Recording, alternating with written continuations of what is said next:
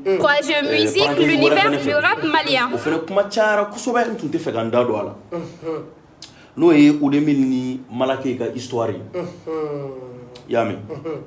dɔw ko Talibi de ye Malake bila ka Oudemil clasher u y'a fɔ dɛ dɔw y'a fɔ Malake ye min kɛ Oudemil la a tun man ka kɛ kuma caman fɔra i y'a mɛn denmisɛnnin mankan ni denmisɛnnin kɛlɛ don n tun tɛ fɛ ka n da don a la mais n da don yɔrɔ bɛ k'a la yɔrɔ jumɛn ye Oudemil yɛrɛ y'a fɔ a ka dɔnkili la ka ne yɛrɛ tɔgɔ don a la ko a fɔ i ka garan ye a k'i mara ko mɔgɔ t'i teri janfa wari kama ko la preuve ko a seginna Sidiki fɛ yen i y'a mɛn n tɛna a jaabi parce que ale Oudemil tɛ n dɔgɔnin yɛrɛ ale ye n den de ninnu fila bɛɛ yɛrɛ ye n den de ninnu fila bɛɛ ye n den de mais min f'u ye dɔrɔn Oudemil bɛ se dɔnkilida la a k'a ka dɔnkili da Malake bɛ se dɔnkilida la a k'a ka dɔnkili da mɔgɔ si kan'u nɛgɛn ka t'u bila kɛlɛfu ni classe fu la anw bɛ classe dɔn anw ye classe kɛ an b'a inconvénient dɔn an b'a avantage dɔn i y'a mɛn an y'a laban ye avenir bɛ ninnu na avenir b'u bolo u k'u ka dɔnkili da u ka nafa sɔrɔ a la sira wɛrɛ fɛ n bɛna don histoire la ne ye Oudemil dɔn Malake ye Oudemil n t'a dɔn n'a siɲɛ fɔlɔ don wa siɲɛ filanan don ka yɛlɛ scène kan a kɛra palais des sports la a don u ko k'a tɛ jouer ne yɛrɛ de nana ne y'a la jouer ka commentaire ba k'a kan n ko mɔgɔw k'a lamɛn denmisɛnnin min don talan b'a la don nataw la a bɛna sangaba sɔrɔ n ko mɔgɔw k'a lamɛn ne yɛrɛ ye dɔn kɛ a nɔfɛ scène kan o fɛnɛ kɔfɛ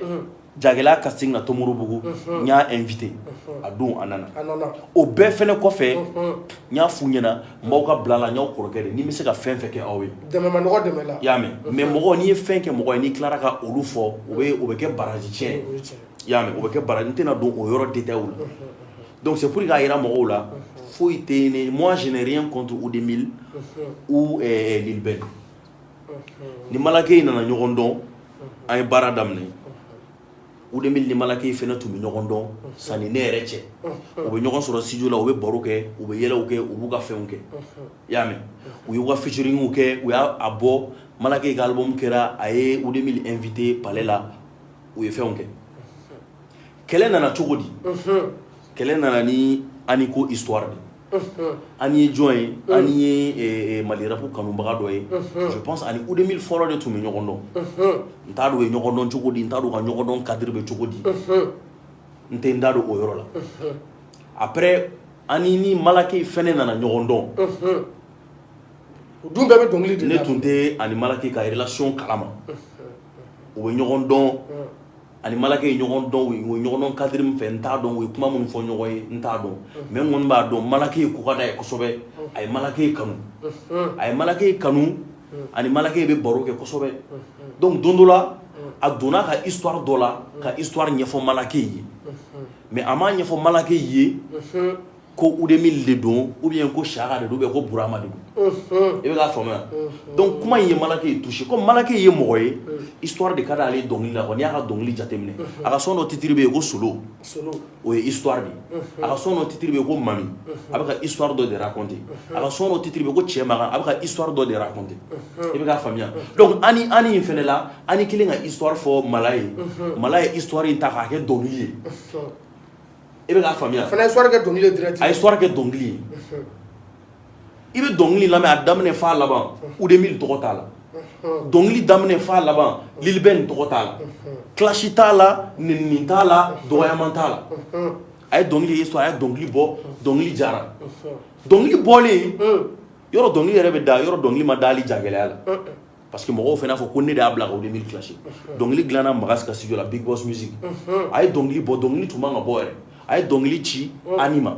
Ani ka dɔnkili lamɛn parce que Ani y'a diya mɔgɔ ye dɔnkili diyara Ani ye mobili san Malake ye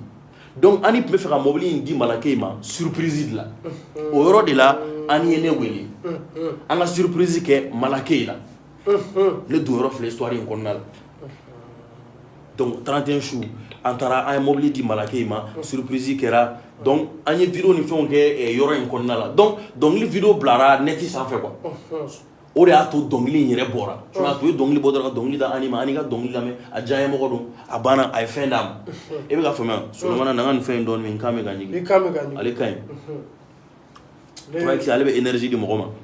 a b'i kan walawala donc o kɛra 31 su décembre i y'a mɛn dɔnkili bɔra bon mɔgɔw commencera k'a fɔ ne ye Talibi est ce que Malaki tɛ ka Oudemil de clasher ne ko a bɛ Oudemil clasher cogo di n ko Oudemil ko kuma jumɛn bɛ nin dɔnkili in kɔnɔna la n k'a tɛ ka Oudemil clasher dɛ n y'a wele n ko Mala mɔgɔw bɛ k'a fɔ de ko ani dɔnkili in kɔnɔna la ko histoire in bɛ Oudemil de kan i y'a mɛn a ko non histoire tɛ Oudemil kan n ko bon quel qu'en soit i terikɛ de don n bɛ taa a terikɛ yɛrɛ tɛ a baarakɛɲɔgɔn don a wele téléphone na i k'a fɔ a ɲɛna a k'a faamuya san'a ka taa kɛ histoire ye ɲɛfɛ a kana kɛ ɲɔgɔn faamuyabaliya ye Malaki ni Oudemil kuma dɔ Oudemil y'a kɛ comme 00 non foyi tɛ yen a kɔfɛ Malaki bɛ Oudemil photo poster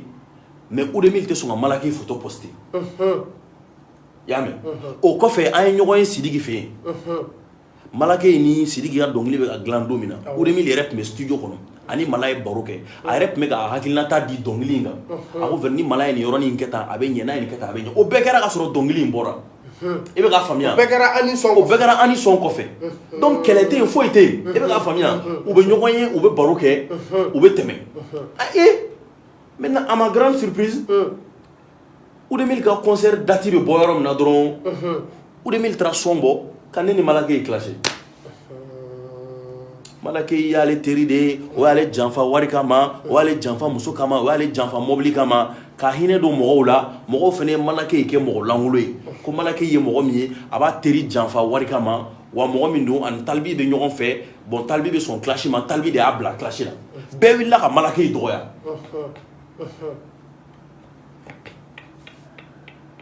Solomana ni dɔnkili lamɛn don min na n ko Malaki kana kuma ne yɛrɛ fɛnɛ ma kuma n ko ne ye nin ko in faamuya Oudemil bɛ fɛ ka clash kɛ ka buzz wuli k'a ka concert kɛ n'an kumana sisan n'an y'a ka buzz tiɲɛ a bɛ se ka kɛ sababu ye a b'a ka concert tiɲɛ parce que mɔgɔ min don Oudemil fɛnɛ a ye Malaki dɛmɛ a ka concert publicité la a wulila ka na f'a ka concert la n ko n'o y'a sɔrɔ a ye clash in kɛ walasa k'a ka concert de labɛn a ka concert ka marcher an kana kuma an kana répond hali ni mɔgɔ min kumana k'i ye Oudemil clash kana foyi fɔ n'a bɛ kɛ sababu ye ka buzz d'a ma a ka concert ka marcher kana kuma i bɛ k'a faamuya donc an ma kuma a ye buzz kɛ a y'a ka concert kɛ concert marchera a ka concert fara hali o bɛɛ la n ko kana kuma kana don clash in kɔnɔ kana don nin ko in kuma kɔnɔ u taar'u sigi interview la u ye kuma caman fɔ i y'a mɛn ne ni Sidiki cɛ la i ko ne ye Sidiki janfa wari kama ne tilara ka segin Sidiki kama yɔrɔ cɛnin y'o bɛɛ fɔ parce que u b'a dɔn ne ye mɔgɔ min ye n'i y'a fɔ ne ma dɔrɔn ne bɛ kuma ne tɛna don o détail la quoi n y'a fɔ bɛɛ n y'a yira bɛɛ la Sidiki ye ne ka mɔgɔ de bi fɛn fɛn ye mɔgɔ min diya o k'o fɔ n'i ko n y'a ka jɔn ye o n y'a ka kɔgɔ ye o n tugura ka wari kama o foyi tɛna ne bila ko n bɛ Sidiki dɔgɔya foyi tɛna ne bila ko n bɛ ŋaniya dɔ ta k'a ɲɛsin Sidiki ma ne de y'a fɔ hɔrɔnya la an ye kɛlɛ kɛ mɔgɔw tun b'an ni ɲɔgɔn cɛ an ye fɛn dɔw ye an y'o faamuya an y'o bila kɛrɛfɛ an bɛ ka taa ni ɲɔgɔn ye n terikɛ tɛ bi dɛ c'est mon frère o y'o parenthèse ye donc n tɛ don hali o réponse kɔnɔna la ne ni Sidiki seginna ɲɔgɔn ma kun min na ne ni Sidiki kɛlɛ ban kun min na ne ni Sidiki de b'o dɔn donc mɔgɔ si ka kuma tɛ n'an bila ka fɛn wɛrɛ fɔ o kɔnɔna na n bɛ bɔ o kɔnɔna la n ko n'a ye buzz in kɛ k'a ka concert marcher a to yen a y'a ka concert kɛ a marchera mɔgɔ caman ye Mala wele non Mala i kan ka répond Mala i fɛnɛ kan ka dɔnkili bɔ Mala i kan ka nin kɛ n ko non n ko ni concert tɛmɛna Oudemil ye ne yɛrɛ den n bɛ Lil Ben yɛrɛ dɔn n b'a f'u ɲɛna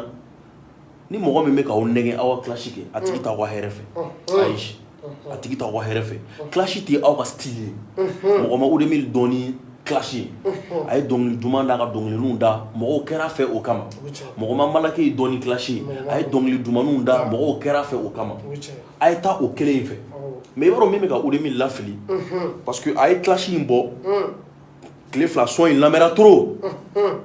bon ni son lamɛnna trop a bɛ diya artiste ye mɔgɔw y'a wele a ye concert caman kɛ a ye cachet sɔrɔ mais n'i y'a ye clash ni cachet ni fɛnw bɛɛ sɔrɔ e y'a sɔrɔ Malaki ye min clash la malake ma kuma malake ma foyi fo e ere kan ka malake barkada mais malake kana don clash kono conseil yemi ndron conseil ou 2000 kana na fo an malake te clash la ayi ne ma malake blaga ou 2000 clash wa malake yere ma ou 2000 clash malake no ou 2000 te nyogo nyesra la ou 2000 ka ka dongli da absi dongli da la ka mo la convaincu aka ka jama soro clash ba damne do ita la bando ne on ba don on nya ke wa clash ye cheni min do en carrière la en ba don e ma e phobie hali malake fleni bi mo do be malake kele mo do bu banga malake ga so na me mo do bu banga so malake ye parce que ko kele min be uni ne ni ɲɔgɔn cɛ aw kana ne ka kele don malake kɔnɔna la kele min be aw ni ne talibi ni ɲɔgɔn cɛ o ye aw ni ne ka kele de aw ni ne de b'o kele kɛ aw ni ne de bɛ ɲɔgɔn na mɔgɔ si ni malake tɛ ɲɔgɔn na y'a mɛn hali mɔgɔ dɔw b'u banga malake ka son partager mɔgɔ dɔw b'u banga malake lamɛn ko parce que talibi ka petit don talibi ka denmisɛnnin don a bɛ ja gɛlɛya la non non non malake ka concert ɲɛkɔrɔ la n y'a fɔ bɛɛ ye malake ye ɲɔgɔn talent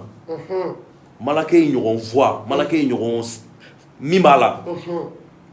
denmisɛnnin kunda mali ma deli k'a ɲɔgɔn sɔrɔ maliyɛn kana malake yi dɛmɛ talibi kama maliyɛnw kana malake yi dɛmɛ malake yɛrɛ kama a y'a dɛmɛ mali kama parce que ni malake ye san sɔrɔ malake bɛ taa ni mali musique ye yɔrɔ la mɔgɔw hakili tɛ min na a style b'a la a talent b'a la a fɛn bɛɛ b'a la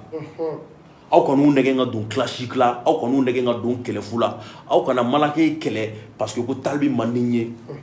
yɔrɔ ne yɛrɛ tɛ dugawu kɛ yɛrɛ ne ka diya mɔgɔ ye ni bɛɛ kɛra ne fɛ dɔrɔn a ma ɲi ne ma solomana ne t'a ni si ta awɔ o ye ne ka ɲɛnamaya taabolo ye i m'a faamuya ne kanubaga wolomalen de don ne kanubaga bɛ compter ne kanubaga bɛ sɛnsɛn de bɛɛ ma dan ka ne kanu ayi parce que dusutanden tɛ se ka ne kanu hypocrite tɛ se ka ne kanu ayi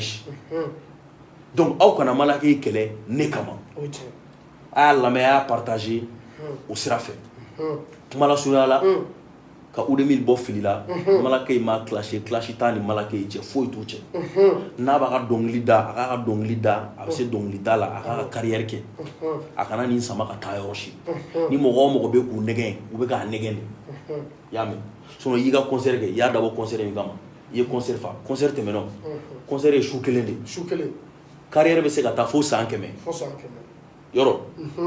jɔrɔ n'i ka carrière ye kana jɔrɔ n'i ka concert ye kana jɔrɔ ni baiser ye n b'o f'i ɲɛna k'o kuma datugu donc solomana an bɛ sunkalo la n tɛna kuma janya bilen i y'a mɛn n tɛna kuma janya bilen kuma kɔnɔna na fili tɛ ban ka hakɛto ɲini kɛ mɔgɔkɔrɔbaw fɛ parce que Facebook la i t'a dɔn mɔgɔ mɔgɔ bɛ k'i lamɛn a bɛ se ka kɛ mɔgɔkɔrɔbaw bɛ en ligne a bɛ se ka kɛ dɔnnibagaw bɛ en ligne a bɛ se ka kɛ an falamɔgɔw bɛ yen an balamɔgɔw bɛ yen kuma kɔnɔna la ni ye kuma kolon fɔ bɛ ni n donna mɔgɔkɔrɔba min gasi la n bɛ hakɛto ɲini kɛ olu fɛ i m'a fɔ n bɛ hakɛto ɲini kɛ olu fɛ k'a fɔ n ka fanu fɛnɛ ye ne yɛrɛ